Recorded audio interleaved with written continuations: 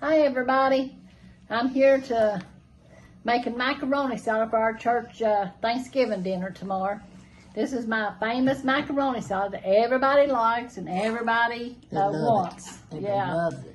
It's what my kids always want. You know, I don't put a whole lot of stuff in it, and all I do, I get a box of this, I fix it like the box said, and then I have boiled eggs that I put in it.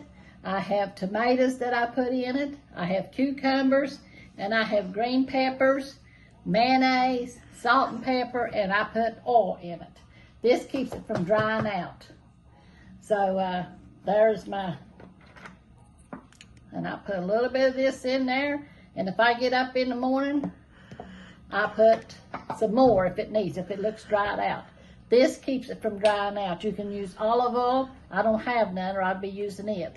So I'm using canola, is that how you say it? Oil. Canola oil. Yeah, pure canola oil. So that's what I use in there. And then I just add everything to it. I'll do my eggs now. You want to I chop? just dice them up real I fast. just sharpened that too. So, That's okay, it's good enough. I mean, I was saying I just sharpened it, so be Oh, careful. you tell me to. Yeah. She just sharpened my knife, she said. So, yeah, somebody sent me these, a whole set of them, and I love them. And it's got a sharpener on the side to sharpen them if they get dull. Had a pair of scissors with it, and I love them. So, everything I've got, just about everything, this, and I bought these right here. People sent it to me when we first started. It was hilarious. When we first started, I had a skillet, that's all I had. Didn't have a whole lot of pots and pans, didn't see no need in them.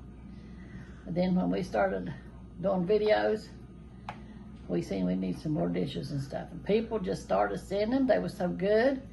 And so, you know, that's how I got my pots and pans. This right here, I love it. This is what I take for all the church picnics. So, but yeah, you just chop your eggs up in here, boil them, chop them up in here, and then you just add to. Here's our tomatoes. Put them in here. I put them on my paper plate. I didn't want to dirty a whole lot of dishes. So, there's that. Here's my green peppers. I think that's about 3 tomatoes. And I got about 1.5 of the bell peppers right here. Yeah, when you do Thanksgiving dinner, you got a lot of dishes to wash, and if you can cut back on it, we do. Here's my cucumbers. Now my cucumbers, I like getting the ones that's in the plastic wrap. Completely sealed. Yeah, completely sealed. They don't have no big seeds or nothing in them, and these are the ones that I really like. We're gonna put our salt and a little bit of pepper. I don't put a whole lot of pepper in it. Sometimes I'll put pepper, sometimes I don't. I'll put a little bit this time and just see. Corey likes this pepper, but Corey's not here for Thanksgiving this year. So I'll put a little bit of pepper in here. These somebody sent me. There's my rooster, black pepper, and your there's apron. my hen. And my apron. I love my aprons. Lady sent me about, how many, 5 or 6 of them? I think so. She sent me about 5 or 6 of them, beautiful ones, and I love them. But I thank y'all for loving us so much, like you do. Oh my. Another spoon to. No, it's okay. I can just get like this. Talk about my. Just another spoon to help stir Oh, with. I thought you were talking about the ones I got from Hawaii. Those are like salad spoons, Yeah. ain't they? And of course, I like this mayonnaise for my salads now. I really do. But now we like Duke's for our sandwiches. But to me, I think this is more creamier. Kraft. Yeah, the Kraft mayo. It's more creamier. So, and you just put a bunch of this in here. And you just stir it up real good. This is going to the church, and I made a double recipe because we're going to keep some at the house here. Oh, yeah. So, And I'm gonna fix the turkey after a while and a ham. I'll be videoing then. It's all for our Thanksgiving down to church tomorrow. So.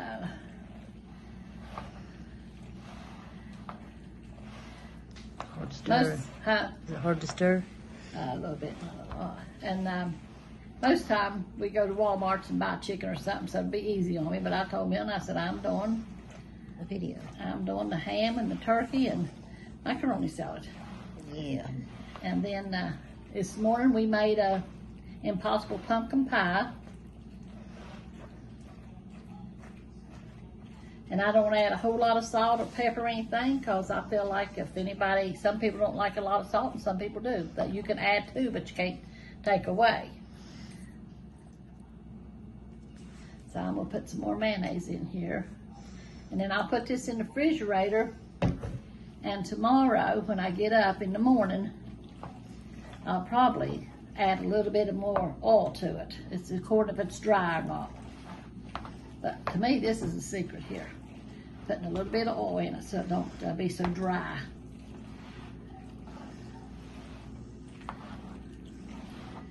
But everybody loves my macaroni salad. I love to. This way Mom fixes it. You know. I know every Thanksgiving my girls, and I give them papers. They got a book with Mom's stuffing and how she made her turkey and our macaroni salad. But every year Thanksgiving, I'll probably be getting here. I'll be hearing them call me here pretty soon. Well, most times it's Thanksgiving Day. How do you do your turkey? How do you make your macaroni salad? What all do you put in it? What do you do with your potato salad? On and on. So this is about the way I like it. Trying to replicate it. Every year. Every year. Ain't none of us mastered it yet. None of us. Oh, I don't have that paper, but I do. My sister-in-law, when Mom was sick, she had cancer. She lived 18 months. And my sister-in-law I was talking about how Becky, she made an album of Mom. She lived 18 months and she took pictures, and people that come sing her, people, come and sing to her. She would take pictures of them.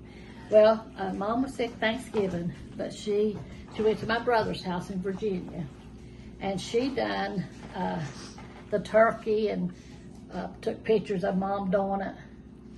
And so she put that in the scrapbook for us. So I made copies of it, and I gave my girls. And I said, I can't remember where I put them. I put them up somewhere. I said, well, you better be digging out and leaving it in the kitchen. So there it is. That's our macaroni salad. Mamaws things? Yeah. I think Corey said we almost got 1 million views on this. Yeah, on my macaroni salad. But that's it. That's my macaroni salad. I don't put a whole lot in it. Just a few things. A lot of people put a whole lot more stuff in it, but not me. Some people put onions and carrots and I don't know what all, but not me. But anyway, I'm going to read some to you. Okay. And I'll be praying for you. I'll give it a paper towel. Yeah, that's it.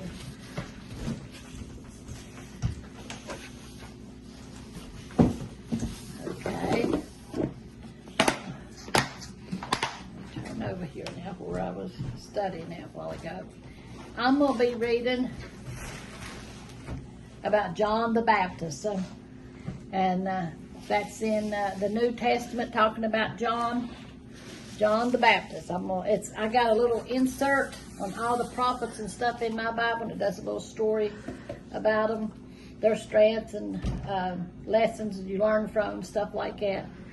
So it says, if I can see here, it says, there's no getting around it. There's no getting around it. John the Baptist was unique. He wore old clothes, or odd clothes, and ate strange food. His food was honey and locusts, is what it was. And preached in unusual preached an unusual message to the Judeans who went out to the wastelands to see him. But John did not aim at uniqueness for its own sake. Instead, he aimed at obedience. He knew he had a specific role to play in the world, and we all do. When God calls us, we all have a role to play. Announcing the coming of the Savior, and he put all his energies into the task. Luke tells us that John was in the wilderness when God's word of direction came to him. John was ready and waiting. The angel who had announced John's birth to Zacharias had made it clear that this child was to be a Nazarite, someone set apart for God's service. John remained faithful to that calling. The wild-looking man had no power or position in the Jewish political system, but he spoke with almost irresistible authority. People were moved by his words because he spoke the truth, challenging them to turn from their sins and baptizing them as a symbol of their repentance. They responded by the hundreds, but even as people crowded to him, he pointed beyond himself, never forgetting that his main role was to announce the coming of the Savior. The words of truth were moved many to repentance, goaded others to ridicule and resentment. John challenged even Herod the king to admit his sin.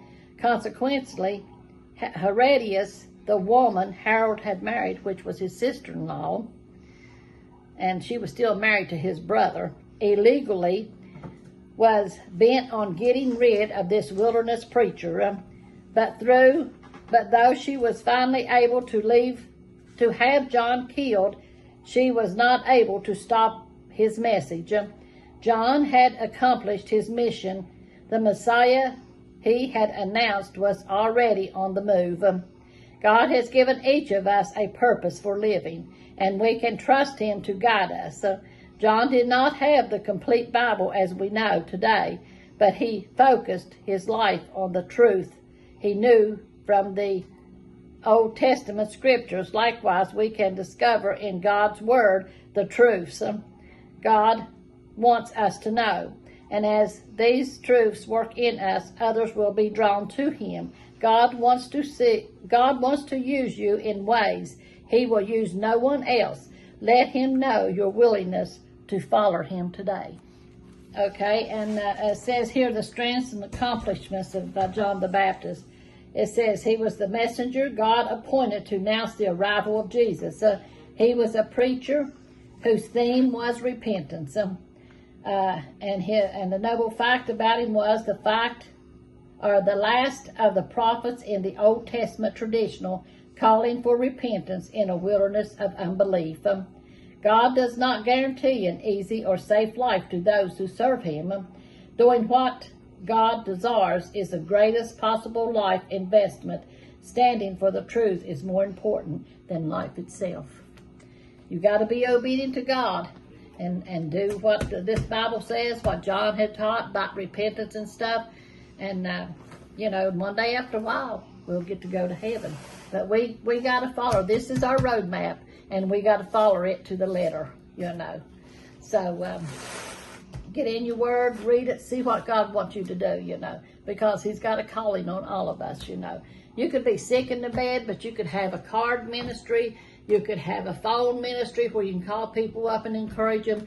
Little things you think's not worth hearing or doing, it is, just to encourage people, You don't have to get out and be in the world. You can be right there in your home, and you can have a phone ministry or a card ministry, anything, whatever God lays on your heart to tell people about God's love and get them ready to meet Jesus, So, but anyway, I'm going to pray for y'all today. I got a lot of prayer requests and stuff in here. And, God sees everybody in here. He sees all the needs. And so we're just going to, right now, pray for everybody. Pray for the lost, that they'll open their eyes up and see that they need Jesus. Dear Lord Jesus, we just come to you right now, Lord, just loving you and praising you, Lord. Thanking you for always being there for us, Lord, and loving us the way that you do, Lord. Lord, help us to always to be obedient to you, Lord, to lead the lost to you, Lord, in your mighty name, Lord. To go out and to say something, Lord, or do something that's pleasing, Lord, to you, Lord Jesus, to win the lost into you, Lord. Give us the words to say to them, Lord Jesus. Lord, that they'll desire to serve you and seek you in all things, Lord Jesus. I ask you, Lord, touch our nation, our leaders, Lord Jesus. Touch Israel and Ukraine, Lord Jesus. Each one, Lord Jesus, that needs a touch from you, Lord Jesus. Touch our country, Lord Jesus. Lord, and ask you, Lord Jesus, be with our YouTube family, Lord. You see the ones that needs a touch from you, Lord Jesus, that needs to be encouraged, Lord. Just uplift them, Lord. Help them to hold on to you, Lord, and trust in you, Lord, knowing that you love them, Lord, and you'll never leave them, Lord. We praise you and we thank you, Lord Jesus. Have your way in all things. In Jesus' name I pray. Amen. God is so good. He loves us, and he wants us to do what's right. So, we need to get in this word and we need to dig out what God has for us to do. This little thing right here, we'd never known to do this, but God laid it on Corey's heart to put us on YouTube. Well, I never would have thought to done that. Well, I didn't even know what a YouTube was. But God, if he has you to do something, he will make a way for you to do it. Corey's in the Philippines right now, so me and Christine had to learn to do this while Corey's in the Philippines. And we have to do 2-minute segments, But God is good. And we might not be perfect in it like Corey was, but we're getting it done. So y'all just hold us up in prayer too. But we love you. We thank you. Oh, I didn't even taste my macaroni, did I?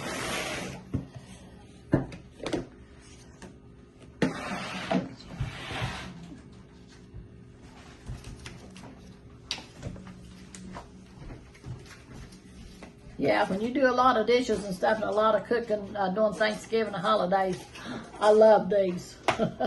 Now, if somebody come, I wouldn't use these, but a lot of people do, but I'd rather use dishes. Okay, I'm going to try my...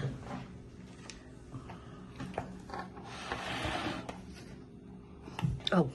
She's holding my fork. I was thinking about me getting a plate. I'm sorry. You want me to film you? No. Well, let's taste it.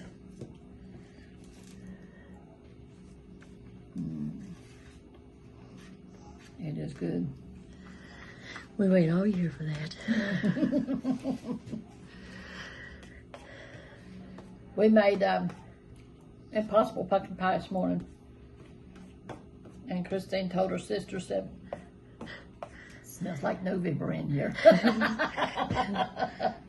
But we need a little bit more salt in this, but I don't put a lot of salt in mine. If people want some more salt, they can add it to it. But if you put too much salt, you can't take away, can you? So this is good. Y'all go and try some. Love y'all. Have a good day.